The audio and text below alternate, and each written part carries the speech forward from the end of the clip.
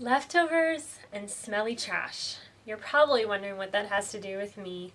And secondly, what on earth does that have to do with you? Well, we're going to uncover that. You see, leftovers and smelly trash are two of my least favorite things.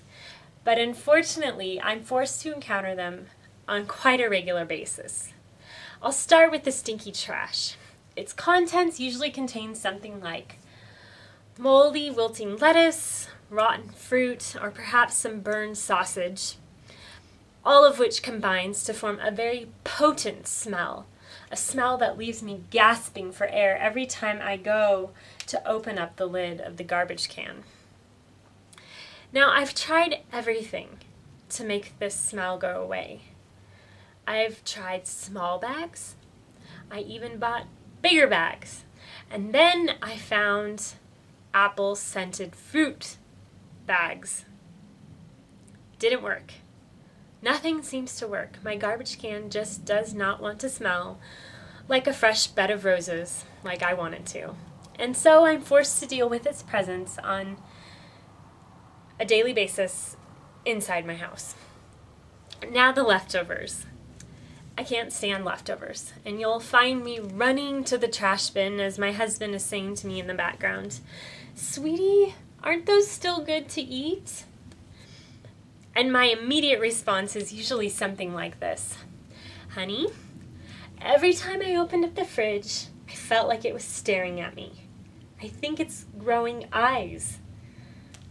I don't like my food staring at me." And so the process of disposing of the contents begins, and it starts like this. I open up the lid very slowly just to make sure nothing jumps out at me.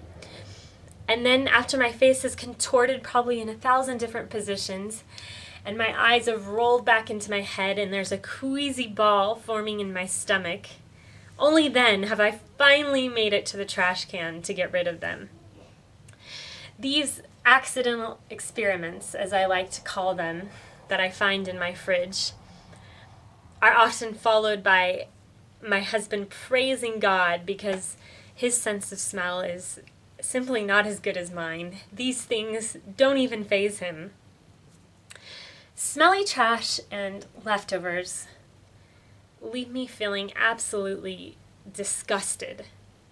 And you can tell this by my facial expressions and the odd noises that usually come forth every time I encounter these things. It's a very real and tragic experience for me. Unfortunately, however, my dealings with sin are quite casual and pretty controlled. They stand in a stark contrast to the way that I deal with leftovers and stinky trash. Sin for me it doesn't disgust me all that much. And I'm sad to say that there are actually times where I feel like I wallow in my sin. It's as if I welcome it into my arms like a long-lost friend. Too many times I'm found arguing with my husband instead of forgiving him. Too many times I'm found complaining instead of being thankful. And so often I get depressed about situations in my life when I could be praising God with a joyful heart. And I think I'm pretty much always thinking about myself rather than selflessly loving those around me. In the words of a Southern preacher, sin don't do nobody no good. It's because of sin that we get sick. It's because of sin that we get tired. It's because of sin that we get sick and tired of being sick and tired. It's because of sin that people get fat. It's because of sin that we get old and our bodies get ugly. It's because of sin that we die. Now I know that's funny, but it's the truth. It's because of sin that we die. And the Bible makes it very clear to us in Romans chapter 6. It says this: "For the wages of sin is death, but the gift of God is eternal life through Jesus Christ.